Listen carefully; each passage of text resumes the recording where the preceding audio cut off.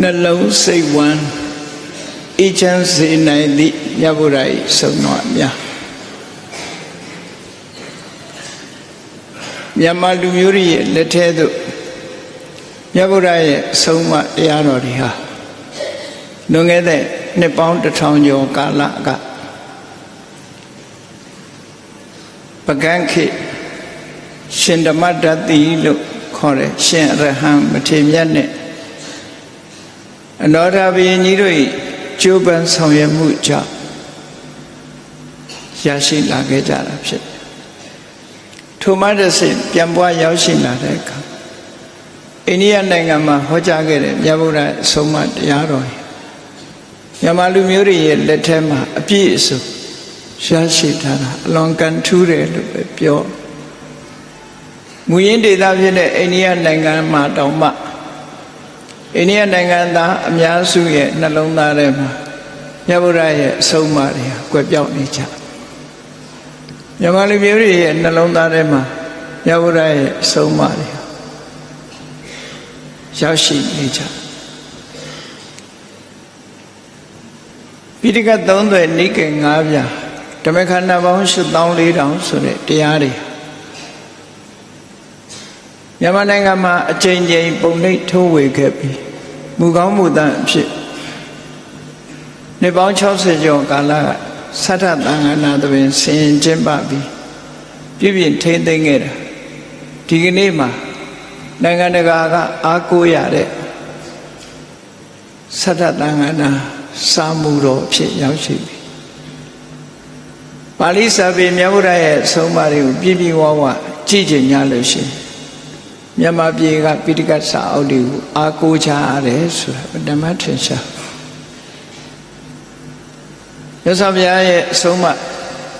စာပေကျမ်းဂန်တွေဟာမြန်မာနိုင်ငံမှာစာအုပ်စာတမ်းအနေနဲ့သာရှိတာမဟုတ်ဘဲနဲ့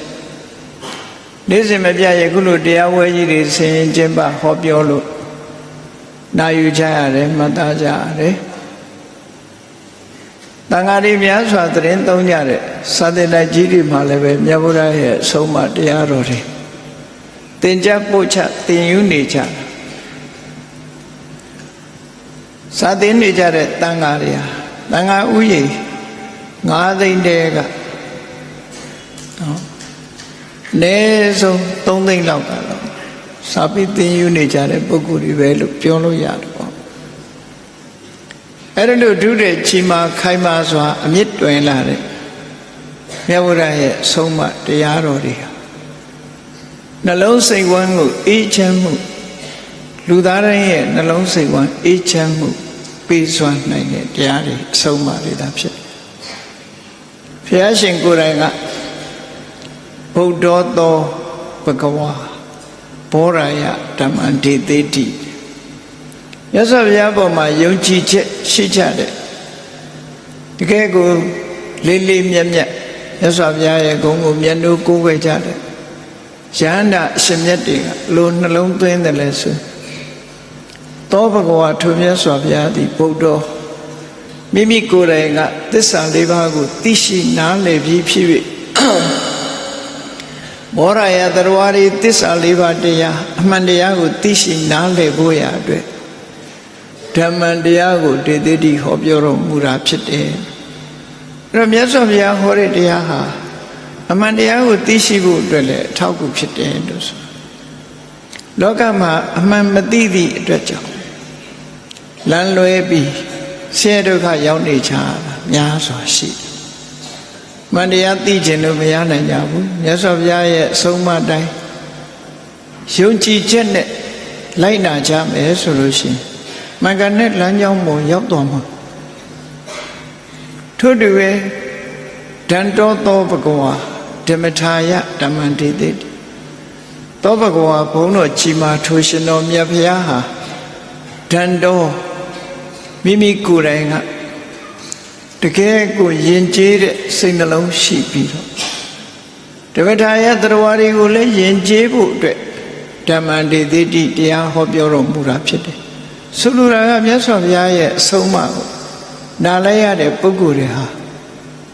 ရိုင်းသူတွေယဉ်ကျေးသွားဒီလိုဆိုက ကာယကံမှုဝစီကံမှုမနောကံမှုလို့ဆိုလေရိုင်းပြနေမှုတွေဟာမြတ်စွာဘုရားရဲ့တရားနားတဲ့ကြားလိုက်တာနဲ့ရှင်ကျေးသွားကြတယ်ရိုင်းဆိုင်တဲ့အနေထားတွေပျောက်သွားကြတယ်ဆိုပါစို့အလဝကဗီလူကြီးတို့လွန်ချမ်းတဲ့စိတ်ချမ်းကိုယ်ချမ်းခက်ထန်တဲ့ပုဂ္ဂိုလ်တွေဟာလေမြတ်စွာဘုရားရဲ့အဆုံးအမတရားကိုရှင်တဲ့နှလုံးထဲရောက်သွားတာနဲ့ဟာယဉ်ကျေးသွားနာလာဂိရိဆင်ကြီးလို့အရက်ကုန်းမောင်းတိုက်ပြီးတော့မြတ်စွာဘုရားရှိရာလွတ်လိုက်တယ်နာလာဂိရိဆင်ကြီးဟာလေမြတ်စွာဘုရားနဲ့တွေ့တဲ့အခါမှာယဉ်ကျေးသွားတယ်အဲ့ဒီလိုလောကရိုင်းဆိုင်တဲ့ပုဂ္ဂိုလ်တွေယဉ်ကျေးမှုပေးနိုင်တာမြတ်စွာဘုရားရဲ့အဆုံးအမတရားပဲဖြစ်တယ်အင်္ဂုလိမာလလို့ကဘာကျော်လူသက်သမားကြီးဟာအဗ္ဗဓမ္မနှိမ့်နှင်းရခက်လို့တိုင်းပြည်အုပ်ချုပ်တဲ့ကောသလဘုရင်ကြီးကတောင်စိုးရွံ့ရတဲ့ကြောက်ရွံ့ရတဲ့ဘုရင်အာဏာတောင်ချင်းချောက်လာတဲ့အင်္ဂုလိမာလလူဆိုးကြီးကိုတောင်မြတ်စွာဘုရားရဲ့စကားတခွန်းကလိမ္မာယဉ်ကျေးသွားစေမြတ်စွာဘုရားကိုဓာထမ်းပြီးလိုက်တဲ့အခါနောက်ကနေပြီးမှီအောင်မလိုက်နိုင်တဲ့အတွက်ဟေးယဟန်ရပ်လိုက်လို့អော်လိုက်တဲ့အချိန်မြတ်စွာဘုရားငါကရပ်နေတာပါမင်းမဲ့ရပ်ဖို့လိုပါတယ်ဒီစကားလေးတစ်ခေါက်ကသူ့ဘဝကိုပြောင်းလဲသွားစေတာဖြစ်တယ်မြတ်စွာဘုရားကငါရပ်ထားတယ်မင်းရပ်ဖို့လိုတယ်လို့ပြောလိုက်တဲ့စကားဟာသူ့ရင်ထဲမှာထိသွားတဲ့စကားလုံးဖြစ်လို့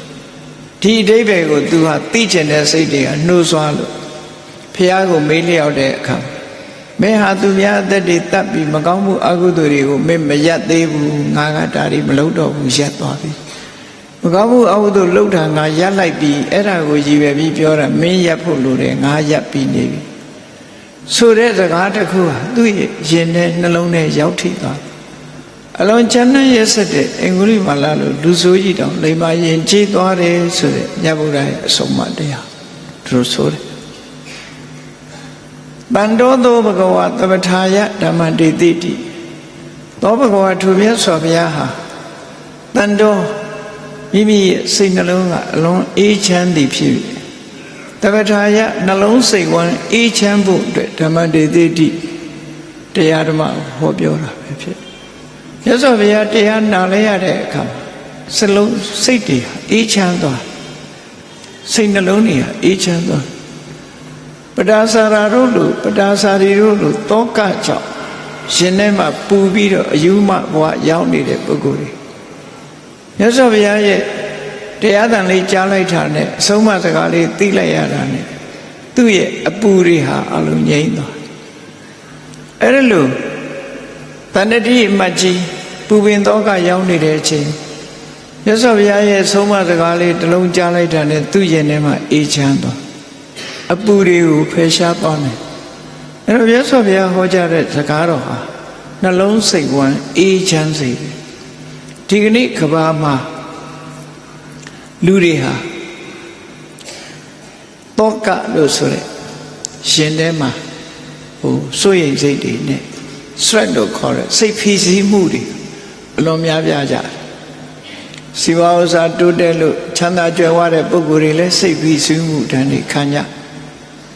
အထူးသဖြင့်ဘုရားဘာသာဝင်မဟုတ်တဲ့နိုင်ငံတွေမှာမြတ်စွာဘုရားရဲ့အဆုံးအမကိုမရတဲ့နိုင်ငံတွေမှာစိတ်ဖိစီးမှုတွေလွန်များတယ်ဒါကြောင့်မို့သူတို့နိုင်ငံတွေမှာဘယ်သူတွေအလုပ်ဖြစ်နေတော့ဆို psychiatrist တို့ psychotherapist တို့ဆိုတဲ့စိတ်ဖိစီးမှုကိုဖြေပြောက်ပေးနိုင်မဲ့ဆရာဝန်တွေဟာများစွာအလုပ်ဖြစ်တယ်။ဒါကြောင့်စိတ်ဖိစီးတဲ့ပုဂ္ဂိုလ်တွေများမြန်မာနိုင်ငံမှာစိတ်ဖိစီးတဲ့ပုဂ္ဂိုလ်ဆိုအတော်နည်းတယ်မရှိဘူးလို့ဆိုလိုတာတော့မဟုတ်မြတ်စွာဘုရားရဲ့တရားတော်ကိုနှလုံးသွင်းလိုက်လို့ရှိရင်စိတ်ဖိစီးမှုတွေရောပါသွား stress လို့ခေါ်တဲ့စိတ်နှလုံးဖိစီးမှုဟာရာခိုင်နှုန်းနဲ့တွက်ကြည့်မယ်ဆိုရင်မြန်မာနိုင်ငံမှာအလွန်နည်းပြီးတခြားနိုင်ငံတွေမှာအလွန်များပြားဘာကြောင့်များပြားတာတော့ဆိုမြတ်စွာဘုရားရဲ့အဆုံးအမတရားတော်တွေကိုမကြားနာရလို့မြန်မာလူမျိုးတွေက stress ဘာကြောင့်နည်းတယ်လဲဆိုရင် မြတ်စွာဘုရားရဲ့ဆုံးမတရားကိုကြားနာရဒါကြောင့်မလို့မြန်မာနိုင်ငံလာပြီးတရားဓမ္မကြကြကျိုးကိုအထုတ်တဲ့ပုဂ္ဂိုလ်တွေသူတို့ရဲ့ stress တွေစိတ်ဖြစ်စည်းမှုတွေကိုလျှော့ချဖို့ဒီ mindfulness ဆိုတဲ့လေ့ကျင့်ခန်းကိုဒီကနေ့သူတို့ဟာသင်ကြားပို့ချပေးနေကြ business တစ်ခုလုပ်တော့မယ်ဆိုရင် mindfulness အဲ့ဒီ mindfulness သူတို့လုပ်တဲ့အလုပ်ဟာတကယ်တော့မြတ်ဗုဒ္ဓရဲ့အဆုံးအမတတိပဋ္ဌာန်နိလမ်းပဲဖြစ်တယ်သို့တော့စနစ်တကျ mindfulness မဟုတ်ဘူးမြတ်စွာဘုရားဟောကြားတဲ့ဒီတတိပဋ္ဌာန်ကျင့်စဉ်တိုင်းကျင့်မယ်ဆိုရင်နှလုံးစိတ်ဝမ်းအေးချမ်းမှုဟာပြေဝရကြမှာဖြစ်တယ်။တမန် mindfulness လေးနဲ့တည်းပဲ stress ကိုလျှော့ချတယ်။စိတ်ဖြစ်စည်းမှုတွေကပျောက်ကင်းသွားကြလို့ဒီကနေ့ mindfulness based stress reduction ဆိုတဲ့ကျင့်စဉ်တစ်ခုသူတို့ဟာဟောပြောပြီးလူတွေဟာအဲ့ဒါကိုပဲသင်ယူပြီးကိုယ်တဏ္ဍာမှာရှိတဲ့ stress တွေကိုလျှော့ချနေကြ။ဘာကြောင့်ဒီ stress ဖြစ်တယ်ဆိုတာအကြောင်းကိုသိချင်မှသိကြမြတ်စွာဘုရားဟောပြောတဲ့တရားတွေကဘာကြောင့်ဖြစ်တယ်ဆိုတာရယ်ဘယ်လိုလုပ်ရမယ်ဆိုတာရယ်နော်အလုံးဖြည်းဖြည်းဝဝဟောကြားဆုံးမတာဖြစ်တယ်ဟောစိတ်ရဲ့ထွက်ပေါက်တွေကိုမြတ်စွာဘုရားဟောကြားဆုံးမပေးခဲ့တယ်ဆိုပါတော့ယင်ထဲမှာအမုန်းတရားတွေရှိနေလို့ရှင်မေတ္တာဘာဝေတ္တဘာဒေါသတမဟာနာယကိုယ်ရင်ထဲကအမုန်းတရားတွေဖယ်ရှားပစ်ဖို့ဆိုရင်မေတ္တာပွားရမယ်ဆိုရသော်ဘုရားရဲ့အဆုံးအမတိုင်းရင်ထဲမှာမေတ္တာရအောင်ပွားလိုက်ရင်အမုန်းတရားတွေဟာထွက်သွားဖြစ်တယ်မုန်းတိမှုပျောက်ကင်းသွားသည့်အထိအောင်မေတ္တာကိုတည်ဆောက်အောင်သူတို့ဆိုတယ်အေးဒီကနေ့ခေတ်မြန်မာလူမျိုးတွေ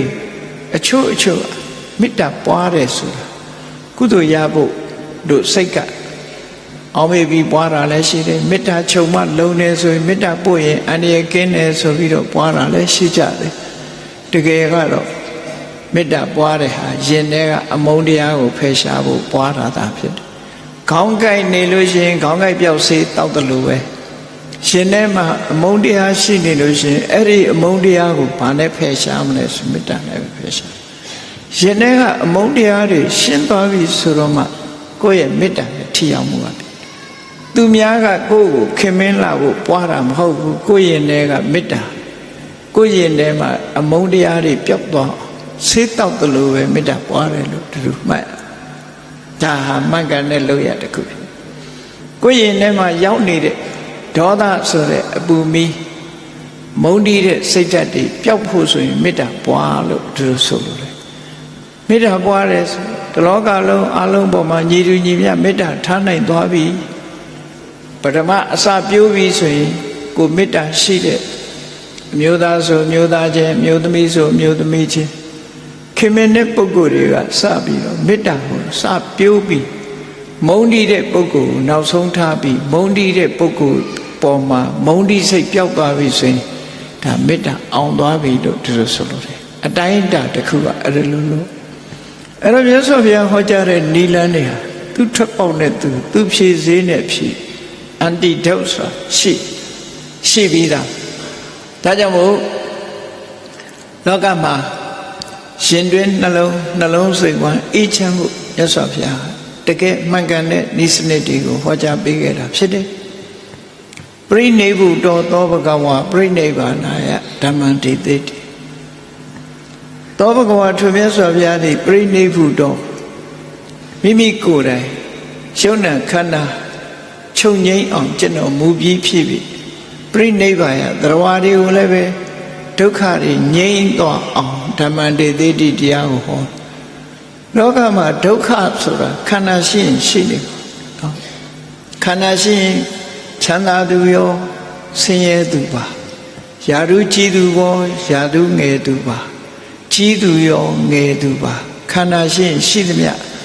နော်ဘယ်သူခန္ဓာပဲဖြစ်ဖြစ်ဆင်းကြီးလိုကြီးတဲ့ခန္ဓာပဲဖြစ်ဖြစ်ပဝဲစိတ်လိုငယ်တဲ့ခန္ဓာပဲဖြစ်ဖြစ်ဒုက္ခဆိုတာရှိတယ်ခန္ဓာရှိရင်ဒုက္ခရှိအဲ့ဒီဒုက္ခငြိမ်းဖို့ရအတွက်မြတ်စွာဘုရားနိစ္စနစ်တွေကိုပြီးခဲ့တယ်လို့သူဆိုတယ်အဲ့ဒါမို့မြတ်စွာဘုရားသခင်ကိုရောမြတ်ရဲ့ အဆုံးအမကိုရရှိထားကြတယ်ဘုန်းကြီးတို့တွေဟာအလွန်ကံကောင်းကြတယ်သို့သော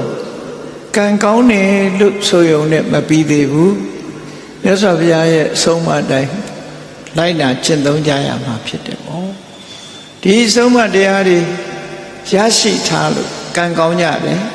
သို့သောဒီအဆုံးအမတရားတော်တွေကိုလိုက်နာမှုမပြုသေးဘူးဆိုလို့ရှိရင်အပြည့်အဝကံကောင်းခြင်းကိုကံကောင်းတဲ့အကျိုးခံစားကြရမှာမဟုတ်ဘူးအပြည့်အဝခံစားဖို့ရတယ်မြတ်စွာဘုရားဆုံးမတဲ့အတိုင်းဘုန်းကြီးတို့တွေလိုက်နာကျင့်သုံးကြရမှာဖြစ်တယ်အေးဒါကြောင့်မို့နှလုံးစိတ်ဝမ်းအေးချမ်းစေနိုင်တဲ့မြတ်ဗုဒ္ဓရဲ့အဆုံးအမတရားတော်တွေမှတ်သားနိုင်ယူကြရမှာဖြစ်တယ်မြတ်စွာဘုရားသခင်ကိုရောမြတ်ဟာလောကသားတွေကိုကြည့်လိုက်တဲ့အခါမှာမဟာကုံမေခပฏิပန္နောလောကတန်လိဝါသော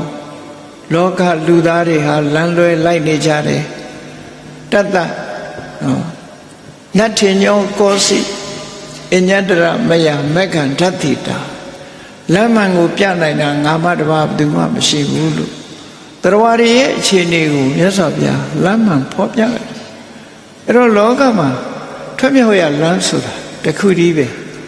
ဘာကိုမြတ်စွာဘုရားလမ်းစဉ်ဖြစ်ချက်မှတ်ပြောခဲ့တယ်လဲဆိုမစ္စည်းမပฏิပဒါမစ္စည်းမပฏิပဒါဆိုတဲ့လမ်းကြောင်းကိုမြတ်စွာဘုရားဖော်ထုတ်ဟောကြားတော်မူခဲ့တယ်အဲ့ဒီမစ္စည်းမပฏิပဒါဆိုတဲ့လမ်းကြောင်းဟာသမ္မာဒိဋ္ဌိအမှန်တိုင်းမြင်မှုထို့သောအမှန်တိုင်းမြင်မှုအတွက်အမသင်္ကပ္ပမှန်မှန်ကန်ကန်တွေးတောတတ်မှုဆိုတဲ့ဒီနှစ်ခုဟာဥဆောင်ရမှာဖြစ်တယ်ဘယ်ပြဿနာပဲဖြစ်ဖြစ်အမှန်တိုင်းမြင်ဖို့လိုအပ်တယ်ပေါ့အမှန်တိုင်းမြင်မှဖြေရှင်းနိုင်တာဖြစ်တယ်အမှန်တိုင်းမြင်တယ်ဆိုတာကဲစဉ်းစားကြည့်အောင်ဘုန်းကြီးတို့တွေလောကသားတွေကဘယ်လိုမြင်တယ်လဲဆိုအေးလူဘဝကြီးကပျော်စရာကြီးပဲလူဘဝကိုအကြောင်းပြုပြီးတော့ပိဋိဒုက္ခတွေသောမနတာတွေဖြစ်ရလူဘဝကြီးဟာจิตတ်စရာကြီးပဲနော်ယာရုဂုံသိစိစိဥစ္စာတွေနဲ့သားတွေသမီးတွေနဲ့ပျော်ပျော်ရွှင်ရွှင်လူဘဝကြီးဟာจิตတ်စရာကြီးလို့ဒီလိုတွေးမိကောင်းတွေးမိကြလိုက်အစဉ်ပြေးနေတဲ့ပုဂ္ဂိုလ်တိုင်းဟာလူဘဝကိုပျော်စရာလို့တွေးလိုက်သို့တော့နည်းနည်းလေးစောင့်ကြည့်လိုက်ဖရာအလောင်းတော်တွေစဉ်းစားသလိုစဉ်းစားကြည့်လိုက်ကိစ္ဆံဝတ္တယံလောကောအပ္ပနောလောကလူသားတွေဟာဒုက္ခရောက်နေပါလားဘာကြောင့်ဒုက္ခရောက်နေသလဲဆိုလို့ရှိရင်သာယတိစေဝဇီယတိစာမိယတိစာမွေးလာရတယ်မွေးလာပြီးတော့တဖြည်းဖြည်းအိုရတယ်အိုးလာပြီးတော့နောက်ဆုံးမှသေရတယ်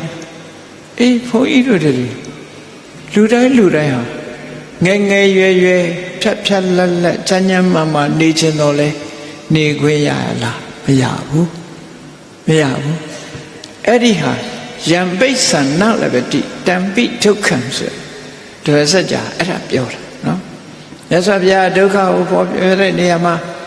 မအိုခြင်းလဲအိုရမှာပဲမနာခြင်းလဲနာမှာယောဂမရခြင်းလဲရမသေးခြင်းလဲသိရမှာဆိုအဲ့ဒါကိုလူချင်တာတွေမဖြစ်တဲ့ဒုက္ခကြီးမားတဲ့ဒုက္ခတွေအဲ့ဒီဒုက္ခဘာကြောင့်ရတယ်လဲလို့ဆိုလို့ရှိရင်တန်ခိတ်တေနပစ္စုပါဒနက္ခဏာဒုက္ခလို့ဆိုတဲ့ခန္ဓာငါးပါးရထားလို့ဒီဒုက္ခတွေဖြစ်တယ်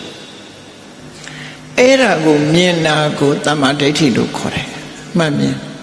အမှန်မြင်ပြီးတဲ့အခါအကြောင်းရှာဘလို့အကြောင်းရှာအခုလို့ဝိဖွာလာပြီးတဲ့နောက်လူတိုင်းစဉ်းစားကြည့်နေဘုန်းကြီးတို့တစ်နှစ်သားကနေနှစ်နှစ်သားနှစ်နှစ်သားကနေသုံးနှစ်သားဒီလိုလူဘဝတွေကိုပြန်တွေးကြည့်လိုက်မယ်ဆိုလို့ရှိရင်လူဘဝတွေဆယ်စုနှစ်တစ်ခုဟာပြောင်းလဲသွားတာတွေဟာအတ္တမထင်ရှားပထမတစ်နှစ်သားကနေပြီး10နှစ်သားအထိမန္တတတကလို့ခေါ်တယ်နုနယ်တဲ့အရွယ်အလုံးအမေနာကပ်အဖေနာကပ်ညီကောင်မောင်နှမနာကပ်ပြီးတော့အကိုရရှားနေတဲ့အရွယ်လေးပဲကိုယ်ကာယလည်းနုနေတယ်စိတ်ဓာတ်ကလည်းနုနေတယ်နော် 10 နှစ်ကနေ17နှစ်ကနေပြီးအသက်20ရောက်သွားတဲ့အခါကျတငယ်ချင်းအပေါင်းအသင်းတွေနဲ့သူကလူလောကဓမ္မဝင်ရောက်ကျက်စားလာပျော်တဲ့အရွယ်ခိတ္တာဓာတကလို့ခေါ်တယ်အဲ့ဒီ10 နှစ်ကပျော်တယ်ခုခေတ်နဲ့ပြောမဆိုရင်ကျောင်းနေကြပြီပေါ့နော်ကျောင်းအပေါင်းအသင်းတငယ်ချင်းတွေနဲ့ပျော်ပါနေကြတယ်ဟုတ်ပြီ22နှစ်ကနေပြီး30နှစ်ကြာပါတော့လူကိုယ်ကထွားကြိုင်ပြီးတော့တင်းအောင်တင်းနဲ့လှလှပါပါလူဟာအစင်းလှထွားတော့ကြိုင်ကြိုင်ဖြစ်လာအစင်းလှပါပြီးထွားတော့ကြိုင်ကြိုင်ကိုယ်အင်္ဂါပြည့်ပြည့်စုံစုံနဲ့ကြည်ပြောရှုပြောဖြစ်လာအဲ့ဒါကိုဝန္ဒတတကလို့ခေါ်တယ်ဆယ်စုနှစ်ပြီးရင်ကုန်သွားမယ်ပထမနုနယ်တဲ့အရွယ်ဟာကုန်ခန်းသွားပြီနော်10နှစ်ပြည့်တာနဲ့ကုန်ခန်းသွားပြီ17နှစ်ကနေနှစ်20ပျော်တဲ့ခေတ်ကလည်းပဲတဖြည်းဖြည်းလျော့ပါလာပြီအရွယ်22နှစ်ကနေ30ထိအောင်ဝန္ဒတတကခန္ဓာကိုယ်ဖွံ့ဖြိုးတဲ့အရွယ်အဲ့ဒီအရွယ်ကလည်းဒီတိုင်းနေမလားလို့ဆိုမနေဘူး31ကနေ40ရောက်တဲ့အခါကျတော့တိုးတက်လာတာဘာတိုးတက်လာတော့ခွန်အားဗလာတွေတိုးတက်လာလုံနိုင်တယ်၊ကိုင်းနိုင်တယ်၊သွားနိုင်တယ်၊စားနိုင်တောက်နိုင်အဲ့ဒီအရွယ်ဟာလှုပ်ရှားနိုင်တဲ့အရွယ်နော်အဲ့ဒီလှုပ်ရှားနိုင်တဲ့အရွယ်ကလည်းပဲဒီတိုင်းနေလားဆိုမနေဘူးသူလည်းပြောင်းလဲမှုနဲ့သွား41ကနေ50ကျတော့ဘာဖြစ်လဲအရာရာမှာဆင်ញင်လာခါတိုင်းလို့မစင်မကျင်မနေတော့ဘူးနောင်ရည်တွေတွေးထပ်လာပြီပညာဓာတကလို့ခေါ်တယ်50အထိလူဝါဟာအဲ့ဒီအချိန်နှစ်50ဟာ golden seal jubilee လို့ဆိုတယ်ရွှေခေတ်ရွှေနှစ်50ရွှေနှစ်လို့ပြောလို့ရတယ်ဒါမို့ရွှေရုနဲ့ဂျူလီတွေကြည့်ပြီးရွှေရုလို့ပြောကြတယ်လူဘဝမှာလည်းပဲဒီရာစုဆယ်စုနှစ်တွေနဲ့ပြောမှဆိုရင်အသက်50ထိဟာရွှေနှစ်လို့ပဲပြောရမှာပဲဖြစ်တယ်ကဲ52နှစ်ရောက်လာပြီဆိုရင်ရွှေခေတ်ကကုန်မိုးစလာ52နှစ်ကနေ60ကြာဘာခေါ်တော့ဆိုဟာနိထတကရောကြလာပြီနော်51ကနေစပြီးတော့60ဒီအတွင်းဟာလူဟာအစစအရာအစင်းရောင်တွေကလည်းကြာလာတယ်လူရဲ့အသားရည်လေးကလည်းပရည်လေးတွေလည်းတွန်းလာတယ်နော်သွားလေးတွေကလည်းနဲ့လာတယ်ဆပင်လေးတွေကလည်းဖြူဒါပေမဲ့ကုန်းယုံပြီးတော့ဆပင်ဖြူရင်လည်းဆိုးလိုက်တယ်သွားနဲ့လာရင်လည်းသွားဆိုင်ပလိုက်တယ်နှုတ်ပြီးတော့အဲ့ဒါလို့တော့ခုခံကာကွယ်တာပဲသို့တော့ကာကွယ်ရင်အသက်60ရောက်သွားနော်ရုပ်လျော့လာတာအင်အားလဲအရင်လို့မကောင်းနည်းနည်းရော့လာ51ကနေ60ထိအောင်အဲ့ဒါလို့အခြေအနေဟာနည်းနည်းရိုင်းလာဂျမကြီးလွန်ကောင်းတဲ့ပုဂ္ဂိုလ်ကြမသိသလိုလိုမသိတာတချို့ကြရင်တကယ်အဖိုးကြီးမယ်ကြီးဖြစ်သွားတယ်61ကနေ80ကျတော့ဘာဖြစ်လဲဆိုပပ္ပာရဓာတကကိုင်းတိုင်းနဲ့ဖြစ်လာပြီအဲ့ဒါနော်နည်းနည်းလေးလက်ပြင်လေးကိုင်းလာအဲ့ဒီလိုကိုင်းလာရနေပြီးတော့81ကနေ80ကျတော့ဝင်ကဓာတကလည်းခါလေးကုန်းလာကျသွားတယ်အဲ့ချိန်ကစပြီးလူဟာကျလာတော့51ကစကျလာတာဟာအရှိန်အဟုန်နဲ့ကျသွားရင်ကျမကြီးညံ့တဲ့ပုဂ္ဂိုလ်တွေကြအရှိန်အဟုန်နဲ့ကျသွားကျမကြီးကောင်းတဲ့ပုဂ္ဂိုလ်ကြတော့ slowly ပေါ့ဖြည်းဖြည်းလေးကျတယ်လို့သွားတာနော်အဲ့တော့81ကနေ90ရောက်တဲ့အခါကျတော့မောမှုဟာဓာတကတဲ့မေ့တယ်ကိုယ့်အကူဟိုနားလေးထားရှောင်းတွေ့ငါခုနဒီနာကိုင်းနေခုဘယ်ရောက်ဟောမေ့ထွင်းစားပြီလဲမစားသေးဘူးလို့ပြောရေချိုးပြီလဲမချိုးရသေးဘူးလို့ပြောမေ့လာမောမှုဟာဓာတက61ကနေ100ကျတော့တေယနာဓာတကအဲ့ရထဲမှာလဲနေထမင်းတောင်နှိုးကြွရတဲ့အဆင်ရောက်တာအဲ့ဒါလို့အခုကိစ္စရေပို့ဆိုးတာပေါ့နော်ခေါ်ရိုးမေးတဲ့အရွယ်မှာဒီ81ကနေ90ကြားမှာမောမှုဟာဓာတကဖြစ်ရတဲ့ထဲမှာခုကိမှာတော့အဇိုင်းမာဆိုတဲ့ယောဂဝင်လာလို့ရှင်အကုန်မေး အကုန်မေးတယ်ကမင်းမသူတုံးနေပါလေမေးကိုသားသမီးတောင်ကိုမမှတ်မိတဲ့အနေအထားမျိုးတွေဖြစ်ကုန်ပြောမဲ့စကားကိုထပ်တလဲလဲထပ်ထပ်ပြောတယ်နော်ဘုန်းကြီးတို့စကိုင်းမှာအဆိုင်မှာဖြစ်သွားတဲ့ဆရာတော်တစ်ပါးအသက်80ကျော်သူနဲ့ခဏလေးရက်ပြီးစကားပြောပထမရောက်ချင်းမေးတာကိုရောဘယ်နေ့ကလာတော့တပည့်တော်မနေ့ကရောက်တယ်ပြောပြီးတော်လေးချာစကားတစ်ခုတော့ပြောကိုရောဘယ်နေ့ကလာတခါထပ်မေးပြန်နောက်တစ်ခါထပ်မေးပြန်4-50ကိုထပ်ပြီးတော့မေးနေတော့မဟုတ်တော့ဘူးလို့ဆိုင်မရဲ့သင်္ကေတတွေဝင်လာနောင်ကြရင်တော့ဘာမှကိုမသိတော့တဲ့အနေအထားမျိုးမမှတ်မိတဲ့အနေအထားမျိုးတွေဖြစ်တယ်အဲ့တော့လူ့ဘဝဆိုတာဒီတိုင်းနေတာမဟုတ်ဆိုးရုပ်လာတယ်ဆိုတာအမှန်တမ်းထင်ရှားတယ်အဲ့တော့မြတ်စွာဘုရားရဲ့အဆုံးအမမှာအခုလိုအခြေအနေတွေကိုအမှန်သိအောင်ကြိုးစားပြီးတော့ကောင်းနေတဲ့အချိန်မှာတို့တွေဘာတွေလုပ်ရမလဲဆိုတာသိတဲ့ဟာတမ္မာဒိဋ္ဌိလို့ခေါ်တယ်နော်တမ္မာဒိဋ္ဌိအဲ့လိုတွေးလိုက်တာတမ္မာသင်္ကပ္ပအမှန်တွေးတာအမှန်ဖြစ်နေတဲ့အတိုင်းတွေးနိုင်တာတမ္မာသင်္ကပ္ပချို့ကြတော့ဒါတွေကစိတ်ညစ်စရာတွေမတွေးချင်ပါဘူးလို့ပြောကြမတွေးရင်မသိဘူးတွေးမှအမှန်သိမယ်နော်အမှန်တွေးလို့အမှန်မြင်တယ်တမ္မာဒိဋ္ဌိနဲ့တမ္မာသင်္ကပ္ပမြတ်စွာဘုရားချမှတ်တဲ့လမ်းစဉ်ကအဲ့ဒါပဲအမှန်တွေးအမှန်မြင်ပြီးတော့ဘာလို့အကျိုးရှိတာလုပ်တယ်တမ္မာဝါယမလို့ခေါ်တယ်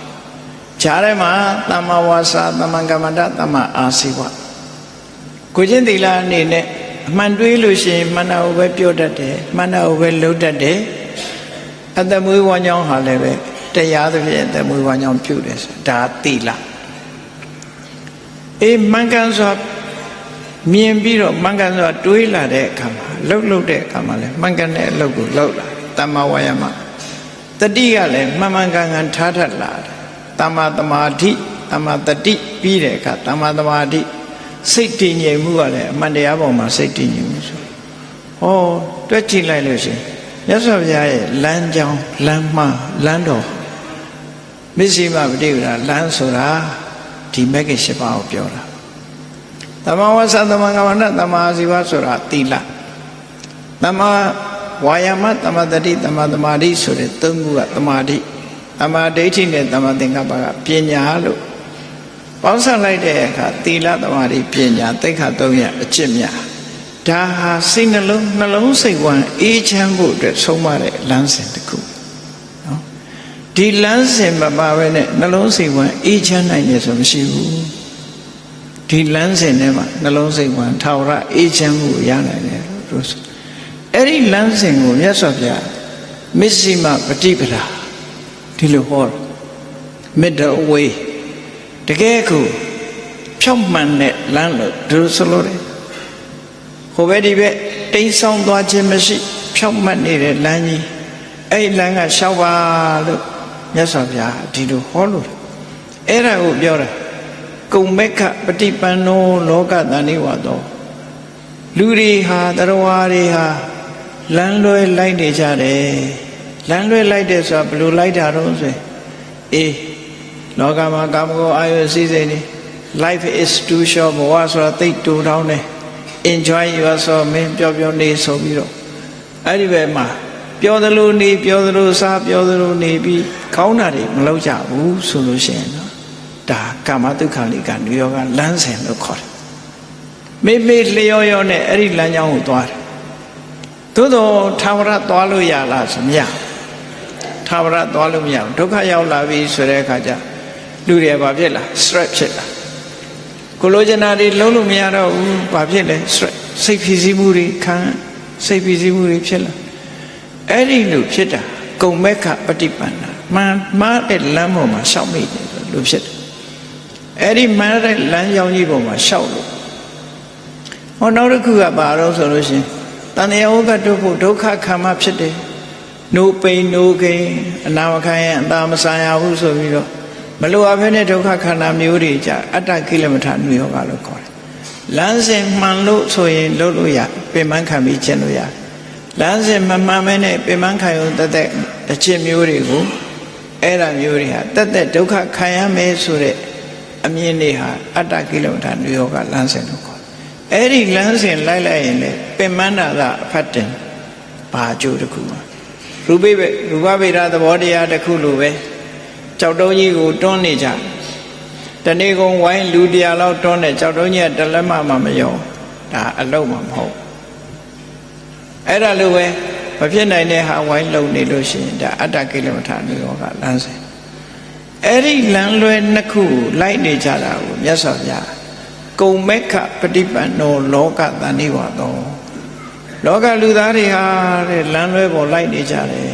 လွဲနေတဲ့လမ်းပေါ်ရှောင်နေကြတယ်တတ္တ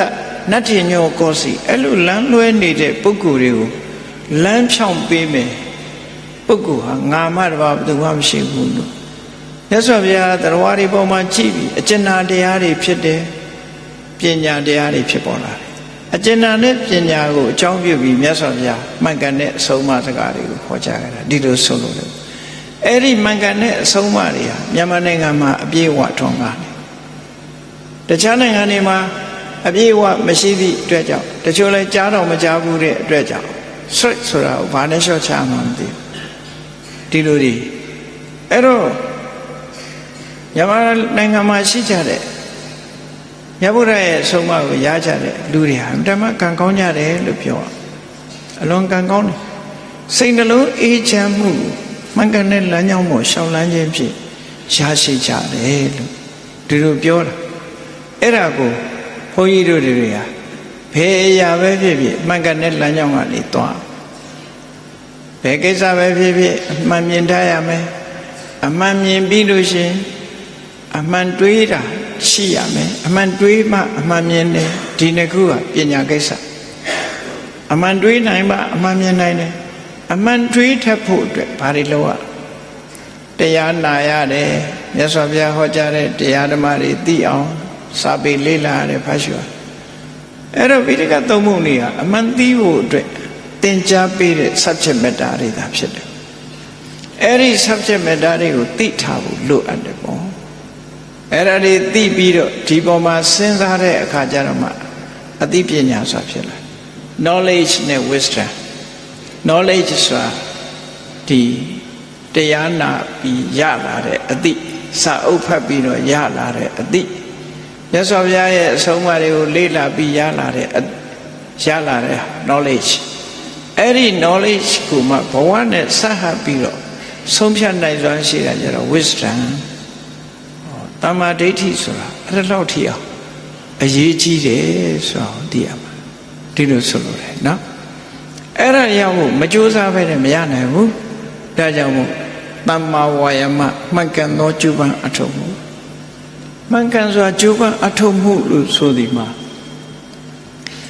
အတ္တသမပဏိတိနဲ့ဆက်ဆက်ကိုယ့်ကိုပြန်လေးချက်လုံးငါကိုချင်းသီလရှိလားနော်ကိုချင်းသီလပြေဝတဲ့ပုဂ္ဂိုလ်လားသို့မဟုတ်ကိုချင်းသီလမပြေဝဘူးလားငါသူစရိုက်တရားတွေကျင့်သုံးလားဒုစရိုက်တရားတွေကိုယ့်ကိုရဲရဆဆရာဆိုပါစို့ငါဝသီလပြည့်ပြည့်ဝလုံးရလားဒါနကောင်းမှုတွေငါလုပ်သလားသီလတွေစောင့်တည်သလားကိုယ့်ကိုပြန်ပြီးတော့ဆန်းစစ်ကြည့်အဲ့ဒါလို့ဆန်းစစ်ကြည့်တဲ့အခါမှာ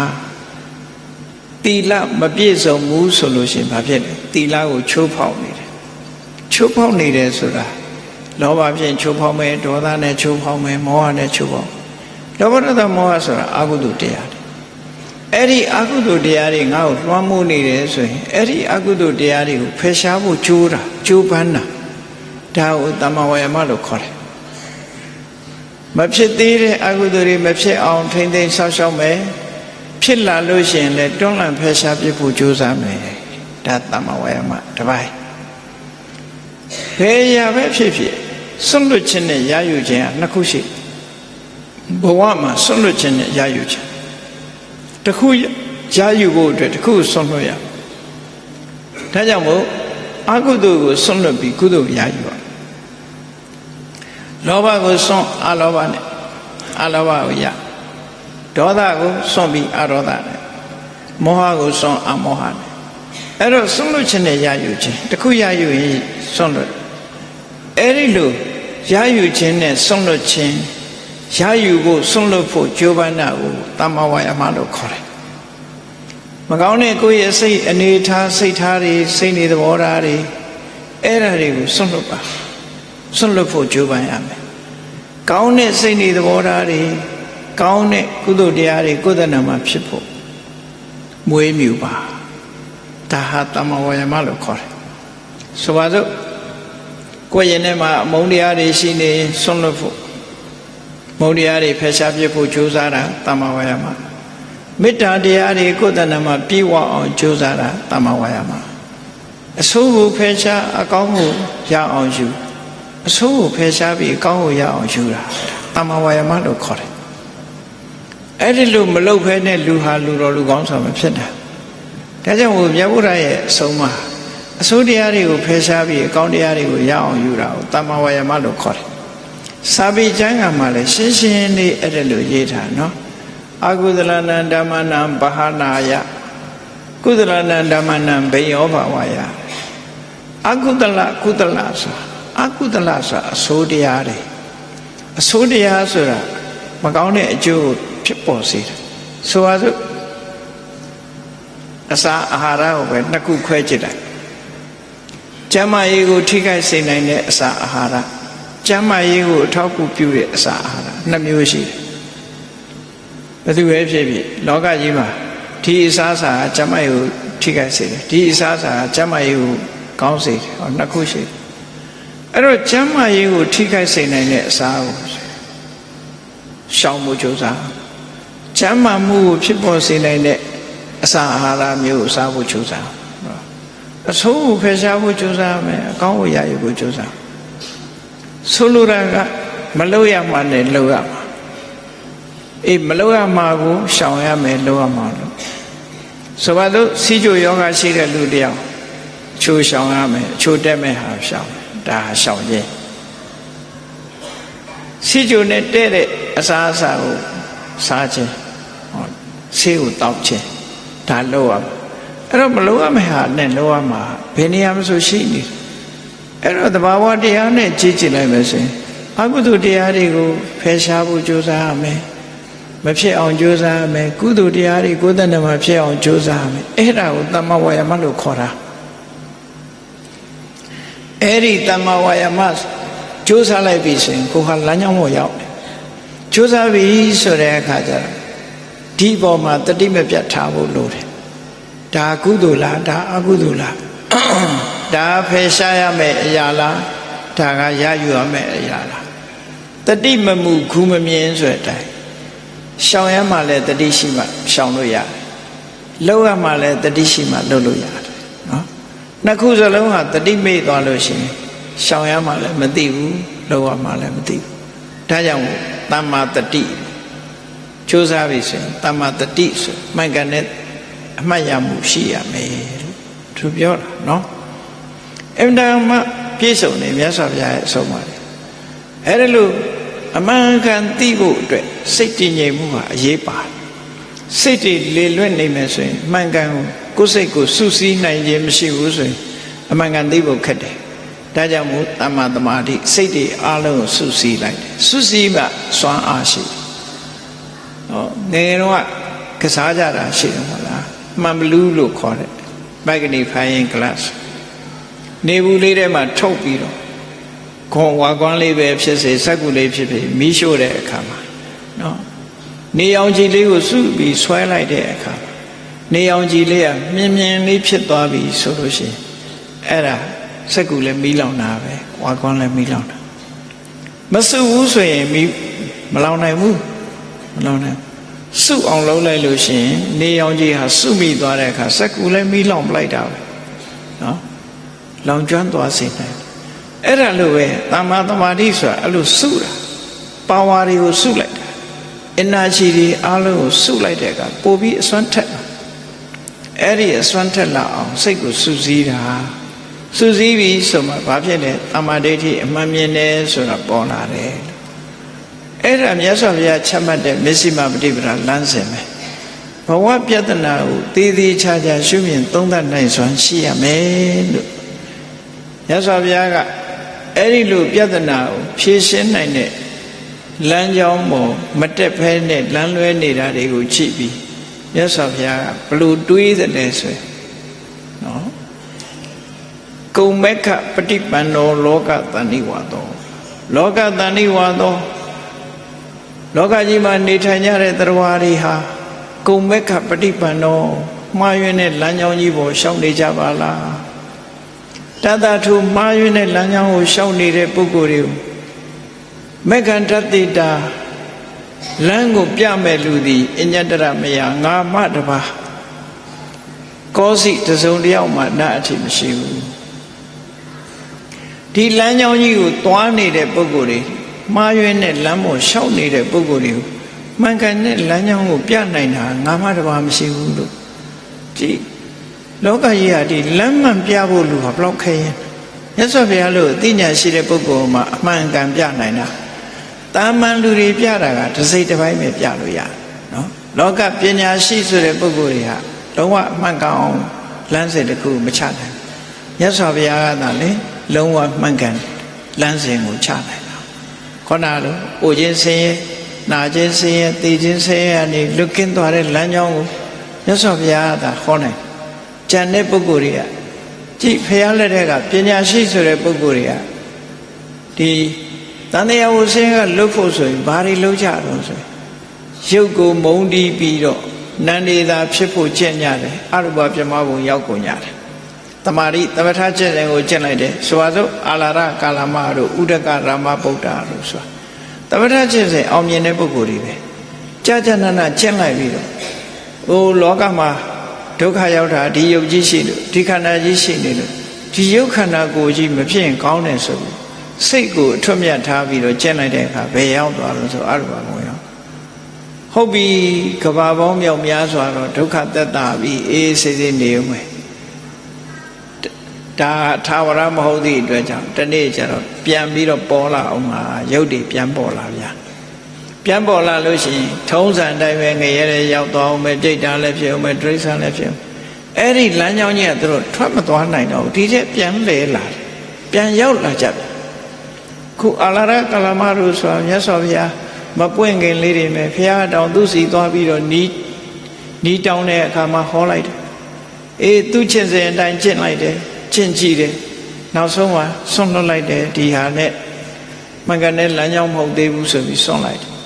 အာလာရကလမဘုရားပြည့်လို့တရားဟောမလို့ကြည့်လိုက်တဲ့အခါမှာ9 ရက်လောက်ကဆုံးသွားတယ်ဆိုတွေ့မြတ်စွာဘုရားအလောင်းတော်မြတ်စွာဘုရားဖြစ်တဲ့အခါမှာမဟာဇာနိယောဝတ္တပေါ်အာလာရကာလမော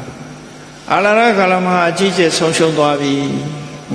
ငါတွေ့ထားတဲ့လမ်းကြောင်းကိုသူပြောပြချင်တာသူဟာကြားနာခွင့်မရလိုက်ရှာဘူးဆုံးရှုံးလိုက်တာသွားပြီလေကဘာပေါင်းမြောက်များစွာတန်တရားထဲမှာသူ့အနေနဲ့ကတော့ဒါဟာအိုခြင်းနာခြင်းသိခြင်းလွတ်တဲ့နေရာဆိုပြီးသွားတာပဲသွားတာတော့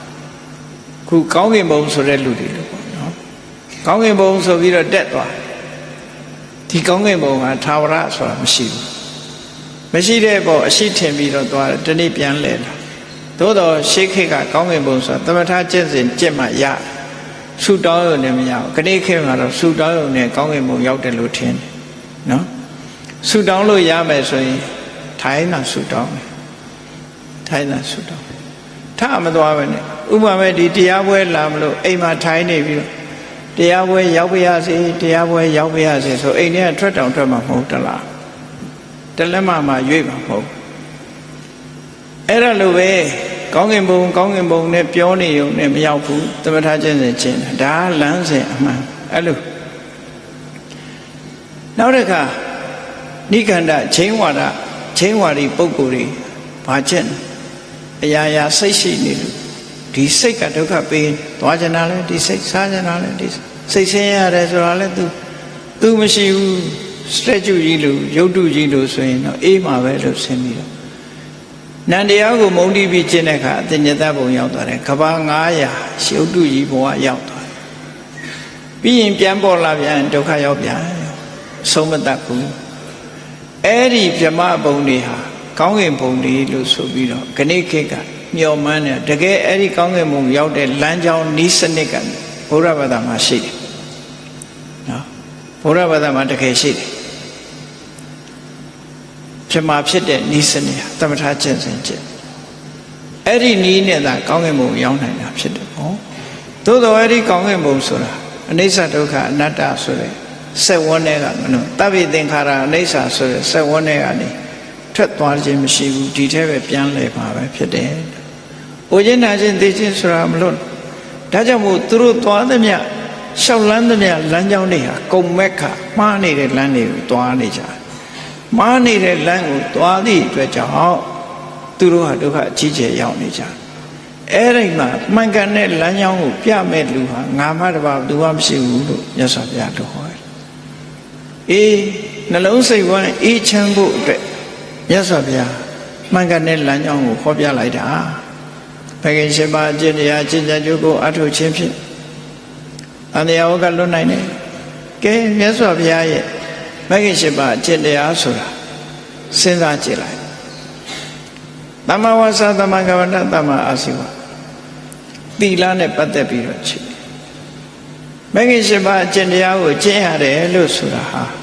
ဆိုပါတော့ရိတ်တန်သွားပြီးစခန်းဝင်မှဖြစ်တာမဟုတ်ဘူးကိုယ်အိမ်မှာနေစဉ်ကျင့်လို့ရတယ်သိဖို့ပဲရိတ်တန်သွား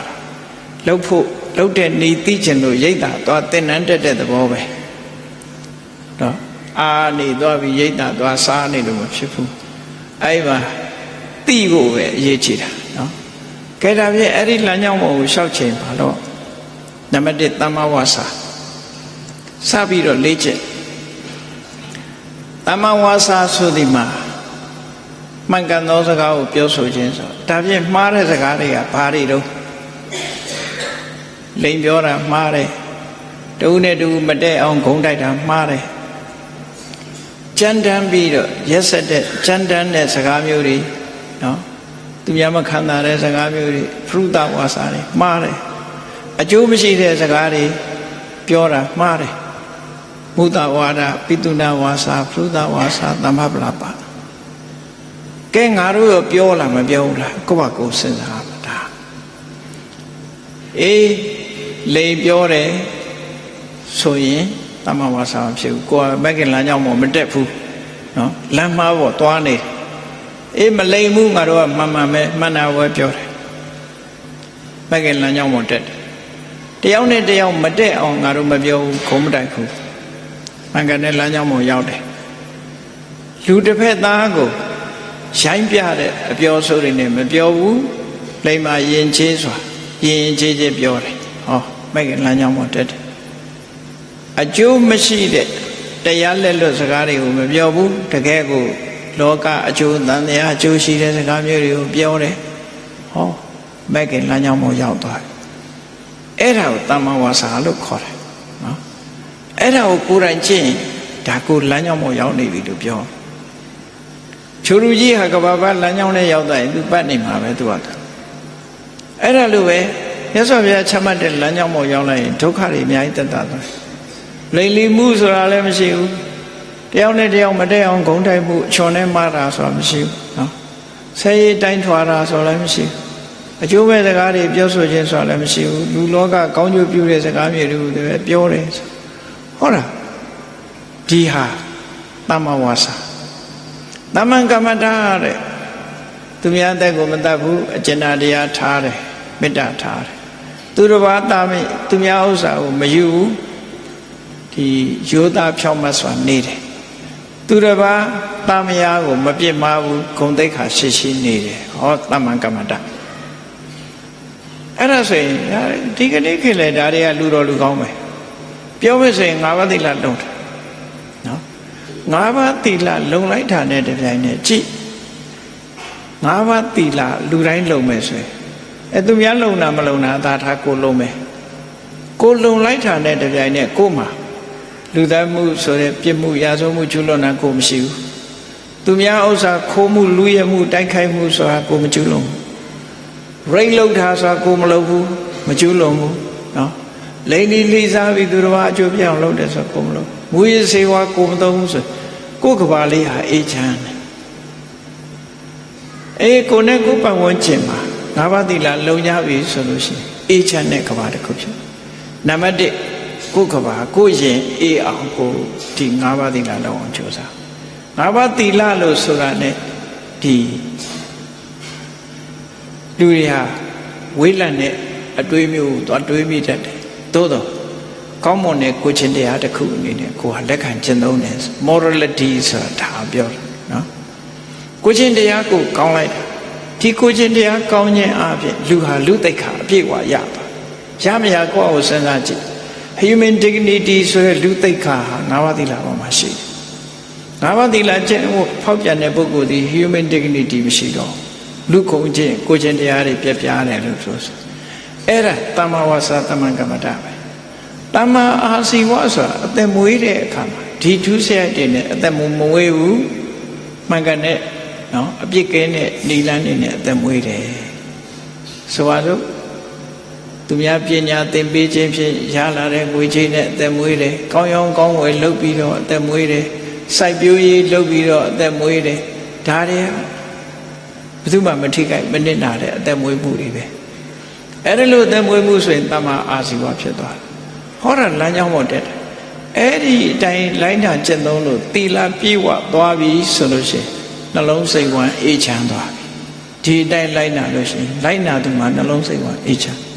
ဒီအိဗယ်ကိုပြောတာနော်အေးဒီတဲ့တဆင့်တဲ့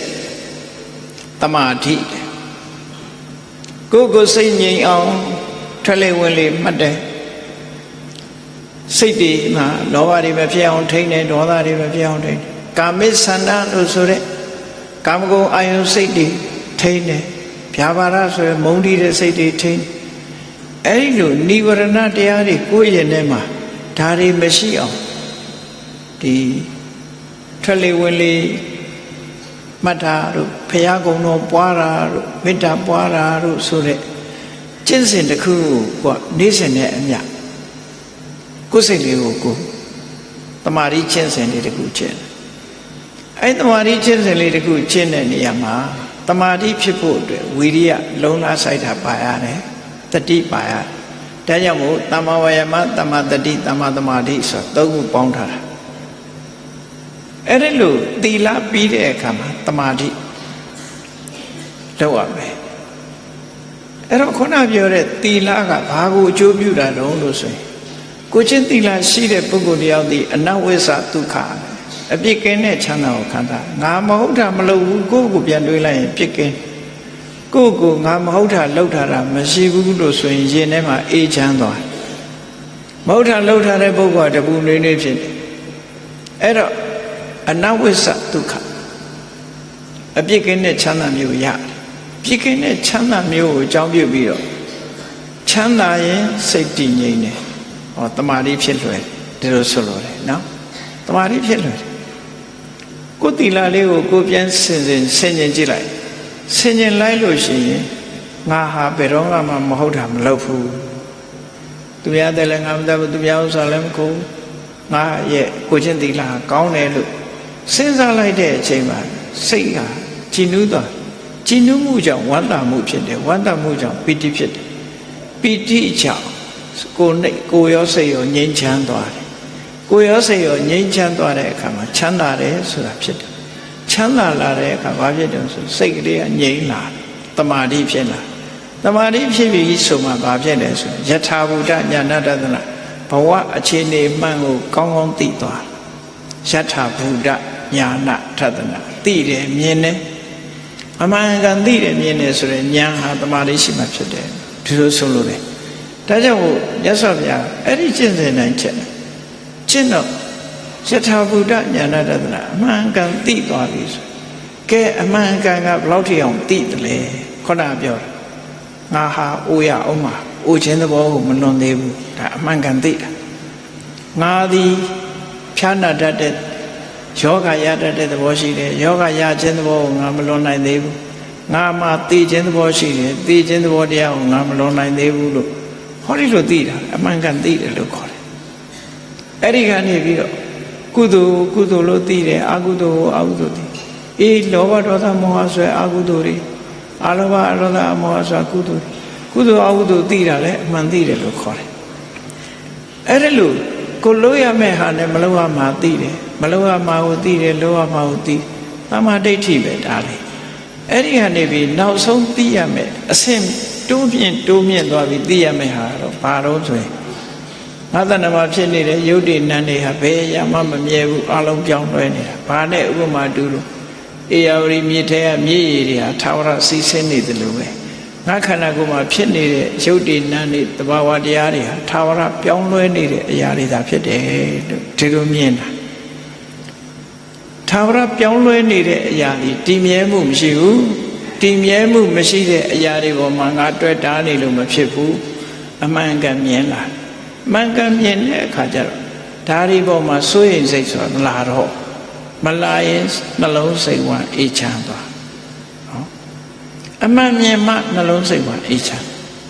အမှန်မမြင်မဲနဲ့စိတ်ကူးရင်နေလို့ရှိရင်တော့နှလုံးစိတ်ဝမ်းအေးချမ်းမှုကမလာဘူးဘာလို့လဲဆိုရင်တဘာဝကသူ့အတိုင်းသူဖြစ်လာ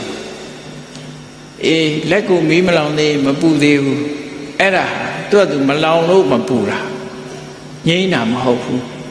နော်လောင်လာတဲ့အခါမှာမပူဘူးဆိုမှငြိမ်းတယ်လို့ခေါ်တယ်နော်အေးဒါကြောင့်မို့နှလုံးစိတ်ဝမ်းအေးချမ်းမှုအတွက်အမှန်ကန်မြင်အောင်ကြိုးစားရမယ်ဆိုလိုတာကတော့ခဏိခေစကလုံးနဲ့ပြောရမယ်ဆိုဝိပဿနာကျင့်စဉ်ကျင့်ပေါ့ကျင့်လိုက်ပြီဆိုတဲ့အခါမှာအရာခတ်သိမ်းအောင်မမြဲဘူးပြောင်းလဲနေတဲ့အရာတွေသာဖြစ်တယ်ဘဝကြီးဆိုတာလည်းမတည်မြဲဘူးနော်ဖြစ်ပေါ်လာပြီးရင်ပြတ်သွားမယ်အဲ့ဒီဖြစ်မှုပြတ်မှုသဘောတရားတွေကိုလွန်မြောက်မှသာလေ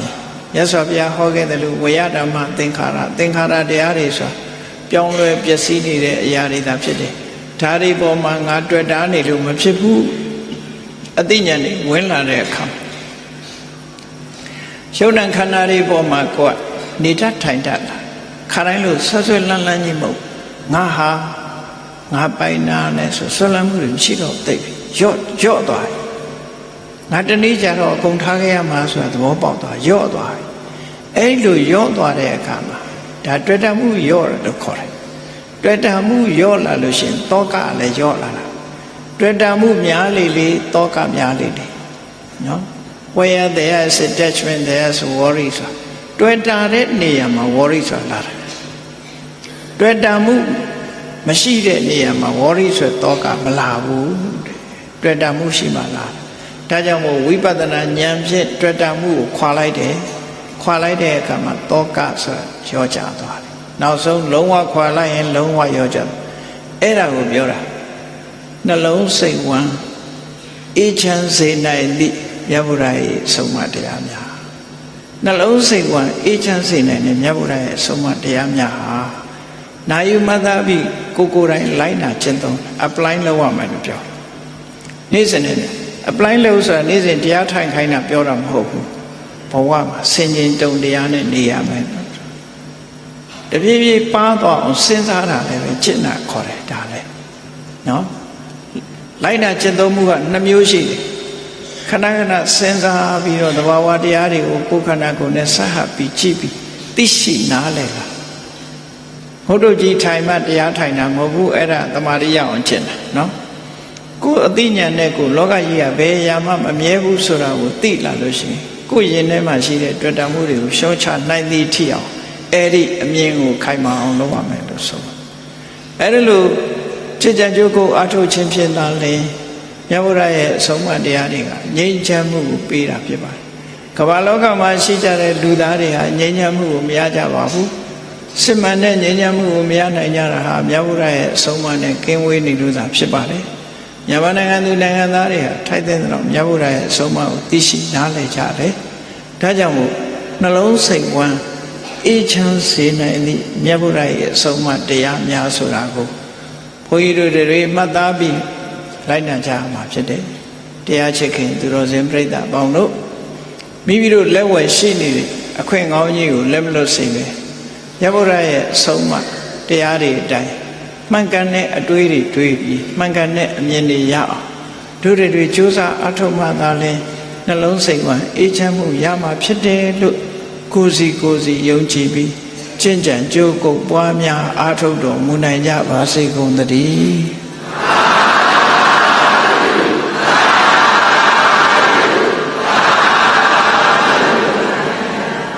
မေတ္တာပို့ရမယ်တတဝါများစွာဘေးရန်กว่าချမ်းသာကြပါစေတတဝါများစွာ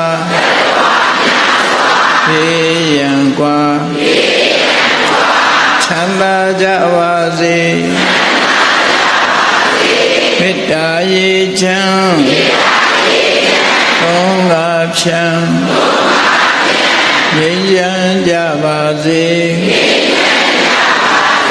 မေတ္တာရေချမ်းသုံးငါဖြံငြိမ်းချမ်းကြပါစေသက်ရှိချမ်းသာစိတ်ချမ်းသာလူရဆန္ဒပြေပါစေသက်ရှိချမ်းသာစိတ်ချမ်းသာလူရဆန္ဒပြေပါစေဘုံလန္တဒုက္ခပင်္ဂစာမေတ္တာပုံနေတုသင်္ကမမနောတရတိတဗေတံဘဝယန္တုဒုက္ခနကာမေတ္တာပုံနေတုသင်္ကမစုပေါင်းပုအမေတ္တာတဟုရောင်မြူပါဝင်ဝေလာမင်းနှင့်ရောင်ကြီးရှဲယုံပေါင်းဆောင်ရခြင်းကြောင့်သဗ္ဗေတံကျွမဲ့ဥသုံးလုံးစုံများစွာတတ္တဝါတို့၏မနောတရတိမြင်မြဖြူစင်အေးကြည်လင်းသည့်ရေစင်ဖြစ်တင်စိတ်နှလုံးတည်ဟုသောရေအိုင်ကြီးအတွင်၌ဒုက္ခပင်သာစင်ထောရအိမြจิตာတာယာပွင့်လန်းချမ်းသာဒုက္ခတည်ဟုသောကုမုဒ္ဒရာဇာဗန်တို့သည်ဖုံးလန္တဝန္တရှင်မြူဝမုံလူလျက်ကြည်နုပွဲကြုံဖူးပွဲညကုန်သည်ဖြစ်၍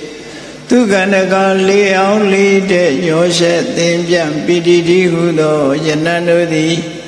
ဘဝယန္တုကောင်းစွာမဲ့သွေကြိုင်လိုက်၍နေကြပါစေကုန်တည်း